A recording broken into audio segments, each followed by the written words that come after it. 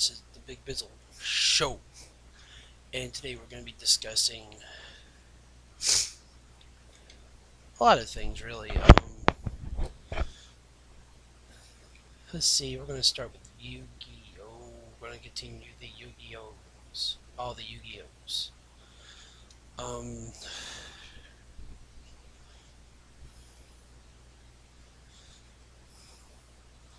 so what do y'all think about that new structure deck that's coming out, that Blue Eyes structure deck? Everybody thinks it's going to be a Yu-Gi-Oh! like a Blue Eyes reinvention. To me, it might be that, or it could be like something else. It could be like some weird thing that they're gonna do. They have been known to prove us wrong before. Um, but I'm gonna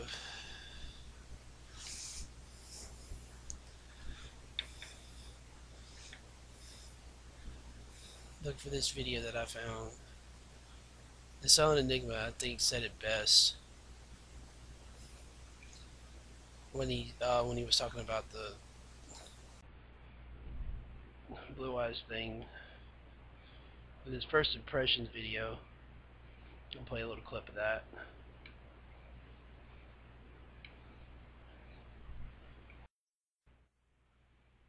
But basically, what I think about Structure Deck is that it's going to be, it probably is going to be Blue Eyes oriented, but that's my hope.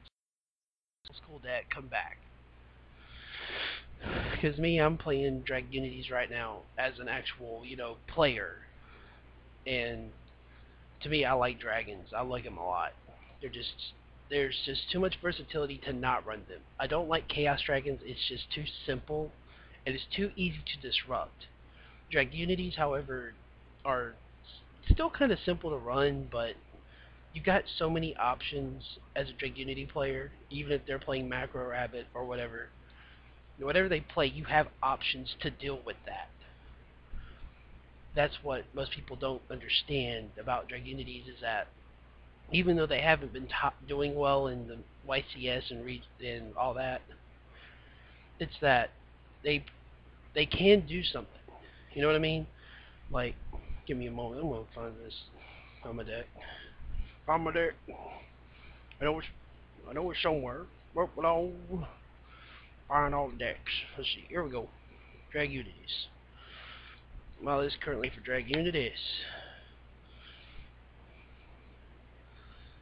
is your basic creature lineup, but it's a little different. Like, I, I've ran this deck for the past couple of weeks. I've started to like it. I mean, it's fast. I mean, you can pop off on the first turn constantly, no matter what. I mean, yeah, you have those crap hands, but 9 times out of 10, that's when you side in and you forget to do certain things. I don't know, like maybe shuffle better. I had to learn that the hard way. Um, let's see. Let me get this sorted out so y'all can actually have a good, so I can actually give you an accurate deck list. Instead of sitting there giving you a half-assed deck list like most people do. And before y'all ask, the reason I don't do videos is because I don't have a good camera, and I just thought, well, maybe I could do a podcast type YouTube thing, and I thought, maybe it'll kick off, maybe it won't. Either way, I'm enjoying doing it because it's fun to me. Plus, it brings a mystery element to it, which is pretty nice. 3 Dragunity Ducks, 3 Legionnaire. If you don't know, for people who don't know how Dragunities run, um,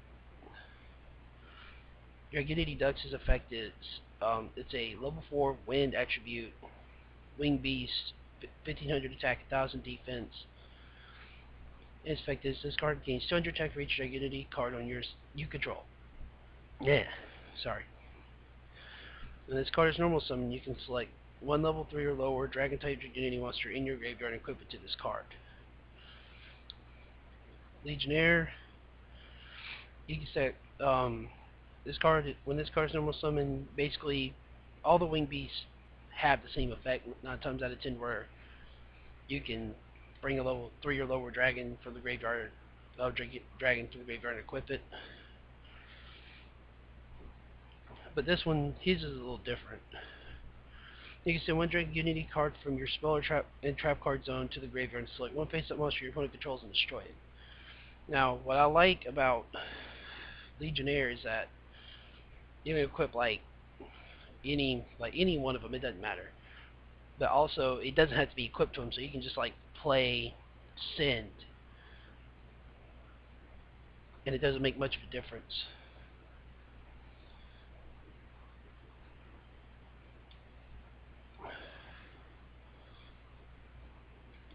Hold on for a moment. Now back to your regularly scheduled program. Alright. So we got Ducks and Legionnaire covered. Basically, I'm gonna show y'all the recursion elements. Then you have Dragunity, Arma, Mistletoe, or whatever you want to call it. This is the 6-star Wind Dragon, 2100 attack, 1500 defense. Not too bad for a 6-star, considering he has a badass effect. You can special summon this card from your hand by sending one face-up Dragunity monster you control to the graveyard. Now understand, it doesn't say specifically where it's at, so you can send it from the equipped spell zone, or you can send it from the field. As long as it's on the field, it doesn't matter. When this card is normal, special summon from the hand, you can select one Dragon type Dragonity monster in your graveyard and equip it to this card. So it doesn't matter which one you do, as long as it's equipped. You know what I mean? Which makes him really good. Now for the equips. There's only 5 equips in this deck, but you only need 5. These 5 anyways. 2 Acolytes. It's a tuner. Go figure. Because they do a lot of synchros. You know what I'm saying? They do all the synchros. When this card is normal summon, you can special one Dragonity monster from your hand equipped to this card. When this card is sent to the graveyard while equipped to a monster, you can select one card on the field and destroy it. He works well with Legionnaire, but he also can work well with Ducks too. But he's primarily played with Legionnaire. Dreed Dragunity Phalanx. This is the guy that makes the synchro plays so good. Level 2 Wind Dragon. Once per turn, when this card is equipped to a monster as an equipped card by a card effect, you can special summon this card. So basically, as long as when it is basically the combo normally goes Ducks into Phalanx, special summon Phalanx, sync for Vadriana, bring back Phalanx, sync for any level 8. And that's actually pretty good. You can also go Legionnaire to a 5-star, which I sometimes do. You know, it does happen. Now for the tech cards. I only have 3 tech cards. This deck actually only needs 3. Red Eyes Darkness Metal Dragon. Y'all know what he does. He's 2800 attack, 2400 defense, a lot of stars, dark, and he says, "Hey, I bring back a dragon by banishing a dragon, special summon myself." Mist Valley Baby Rock works very well with a card in the extra deck that I will explain later. When this card is sent directly from the hand to the graveyard, you can special summon it. Basic effect, level 2 Winged Beast. Not too bad, right? And my personal favorite card in the deck, Blackwing Zephyros the Elite. Dark, 4-star Winged Beast, like every other Blackwing. When this card is in your graveyard, return one face-up card you control to the hand to special summon this card into the graveyard and take 400 damage. Each player can only use the effect of Blackwing Zephyros the Elite once per duel.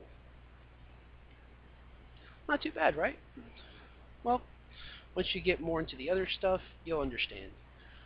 The deck is it's not really I don't really consider it a what people would call what's the term, autopilot deck, because there's no autopilot to it. Yeah, the combo's autopilot, but it's really where when you pick the synchros that you go for, that's where it's not autopilot. That's where it's according to the situation. You know what I mean? All right, now you have the spells. You run the big three, all the big threes. Darkhold, Monster Reborn, Heavy Storm, like a boss. Um, I'm just getting staples out of the way, so that way I can explain everything else. Pot of Avarice, Foolish Burial, and one MST. Don't need all them MSTs in this deck. No, no, no. Alright, now you run 3 Terraformings, and for the card that makes the combo work, Dragon Ravine. I loved it when the Dragunity starter deck came out, because I always wanted to run them, and then I had the opportunity to get this deck, and I will tell you how I got it later. Dragon Ravine, it's a field spell. Once per turn, you may face and score one card to activate one of these effects. At 1 level 4 lower Dragunity monster from your deck to your hand, or you can send one Dragon type monster from your deck to the graveyard. Now this combo usually uses to either get Phalanx in the graveyard or get Ducks to the hand. So that way you can synchro first turn and go all kinds of bananas. Bananas!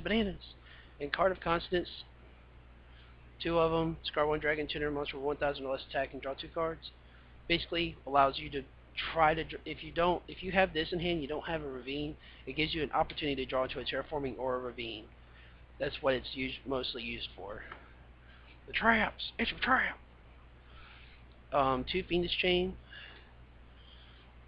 2 Compulse, 2 Bottomless. Normally I go one of each, but this deck needs a lot of traps.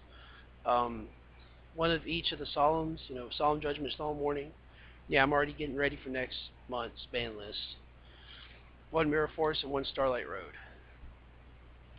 Not too bad, not too bad. Decent trap lineup. But where the deck shines is the extra deck. Understand, I got all of this deck, and it's a kind of crazy story how this deck fell in my lap. 1 Catastor, 1 Herodic Dragon King of Autumn, Adam, however you want to say it. I don't really care. I just call it the King of Kings. Okay, that's what I call it. 3 Dragon Knight Vadriana, 1 Dragon Knight Gatorg, all kinds of gay. 1 Gaia Dragon, the Thunder Charger, 1 Stardust Dragon, 1 Red Dragon Archfiend, 1 Crimson Blader. Oh my god, you run a synchro that's not a dragon, that's a level 8. Oh my freaking god, I know, right? 1 Thought Ruler Archfiend, 1 Scrap Dragon, 1 Dragunity Knight Barca, 1 Herodic Sun Dragon Overlord of the Helipilolus thingy, and 1 Trident Dragon. This deck has the potential to OTK with the Trident Dragon. Okay, that's why I run it. I just like that potential OTK.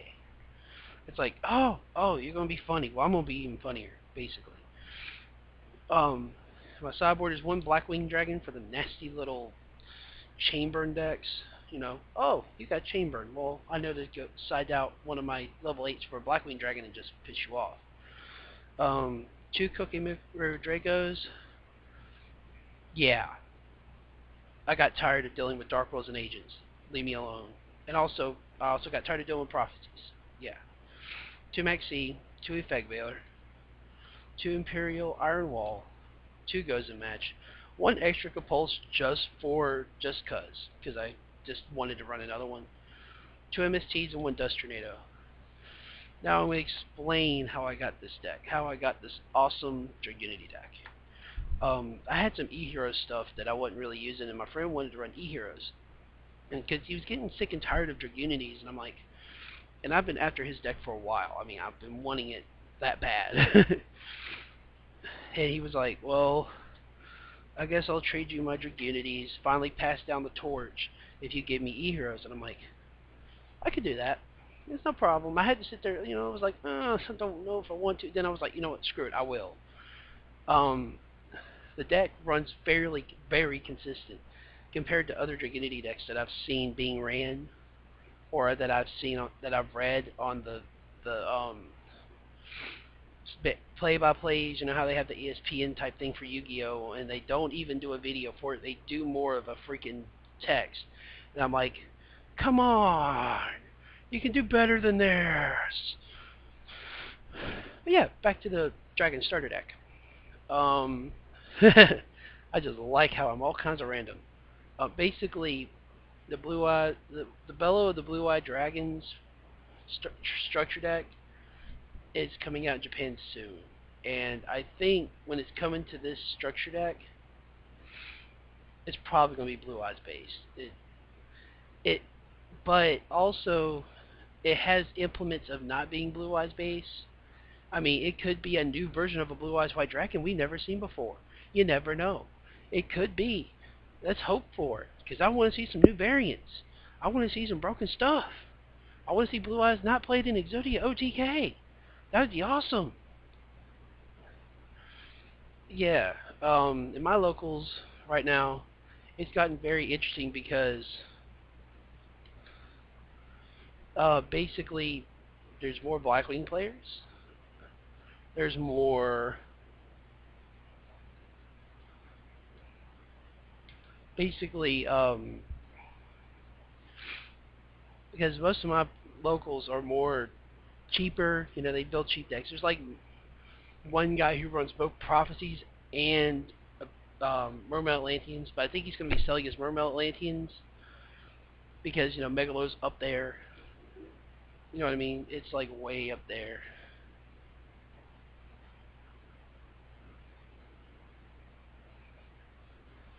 And also there's an E-Hero player. There's two E-Hero players. I'm not gonna lie, there are two E-Hero players. There's an Agents player. There's a Noble Knights player. I actually helped him build his deck. On the next episode, I might actually have him produce, um, give me the deck list, or we might do a deck profile video, which would be pretty cool. Um, we also have, I think there's an Archfiend player. Yeah, old school, but it actually works pretty well. There's there's a there's A6 Samurai player. Of course, um there's your Chaos Dragon player, and there's your Macro Rabbit player. But I mean, come on, there's only like one dude that runs Mermaid Atlanteans and Prophecies, and he's selling Mermaid Atlanteans for a decent price because they're going for like 175 the last time I checked, and I think he's selling them at 150 a piece. It's actually a good deal. Um, let's see. Now we also have um, um, in other news, in other stuffs. What do y'all think about this new set? I think it's pretty good. It's fairly balanced. It's not the greatest. I mean, we got Hazy Flames, we got Fire Fists. I mean, Hazy Flames are really good. I just didn't feel like dealing with them. Fire Fists, I just don't like them. They rely too much on the field, not the field, but the spell and trap card zone. Like Dragonities don't require both. You know what I mean? So in order for you to kill me off, you're gonna have to deal with everything. Unlike Fire Fist, where the creature has to physically hit the field as a normal summon. Most of these decks require one normal summon to pop off.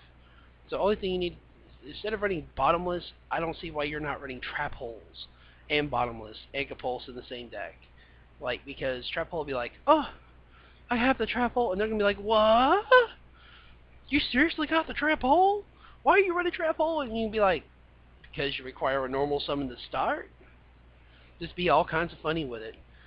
And in Chaos Dragons, you can tech in a nice little Nolman across up and be like, no Raikou. And they'll be like, no! Not the Raikou! Um, yeah. Yeah, I'm just random insanity today. Normally I'm on point and all kinds of on point, but I'm just all kinds of random today. I just like being random. It's just how I am.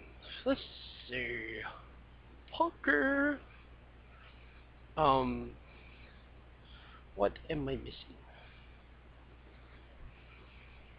La da da da da da da da da da da da da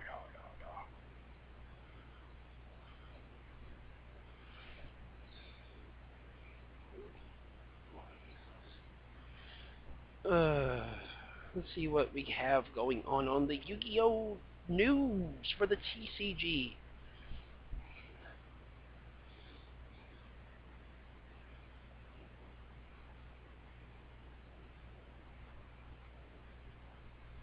What do you think about that Super Starter? That's gonna be coming out. Today's March. It's February, March, April, May, June. Hey, it's gonna be coming out in 3 months. Let's see.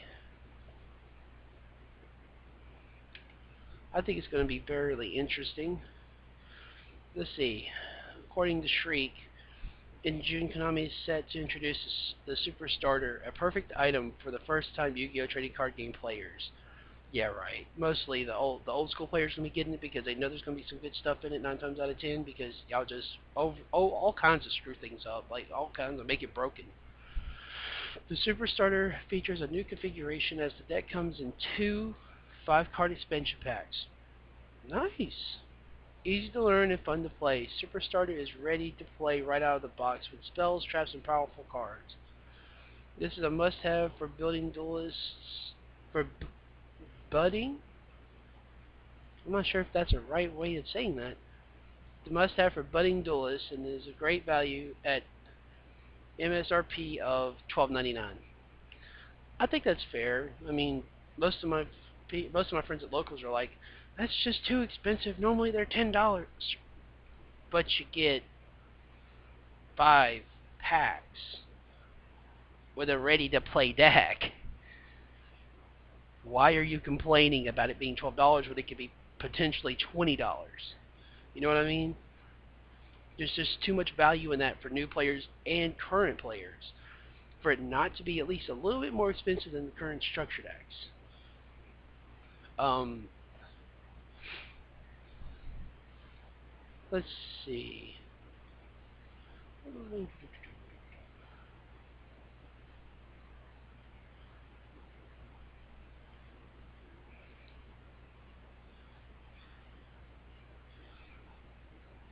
Does anybody know when the next Hidden Arsenal is supposed to be coming out?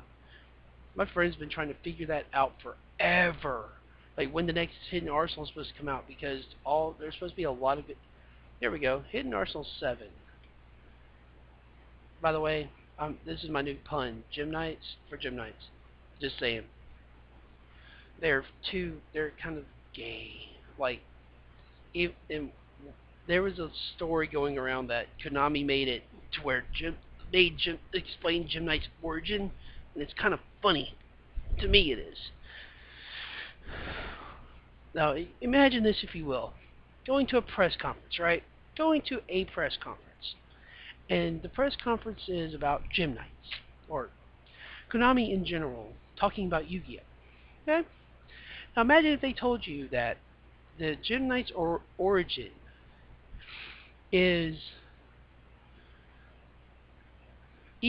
elemental heroes, and they're like the byproduct of elemental heroes and crystal beasts.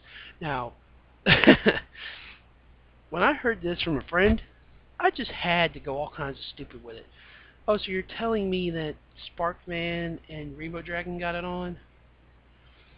Really? I mean, come on. You're telling me all this had to happen? How did this happen? I want explanations. I want explanations. And then, but that's all kinds of crazy. Hidden Arsenal 7 Night of Stars sets the stage for Hidden Arsenal's climatic final between light and darkness. Each side is bringing its mightiest monsters to the foray. As the Star Pond Constellars face off against the sinister evil swarms, who will have infested and corrupted the most famous Hidden Arsenal monsters in the past 3 years. That is true. Gym Knights, Gishkis, Gusto, and Lava Monsters are also bringing up their biggest creations yet. Plus, new spell and trap cards to give them an edge against the Constellar and Evil Swarm powerhouse. Gigas! Gishki Gigas! Let's try saying that 5 times real fast. Put that as a response video and do it very fast. I want to see like light speed fast. And I'll put it on my channel type thing. I don't know. As an extra bonus, Hidden Arsenal 7 Knight of Stars contains 10 new cards from the new Yu-Gi-Oh! Zexal anime series.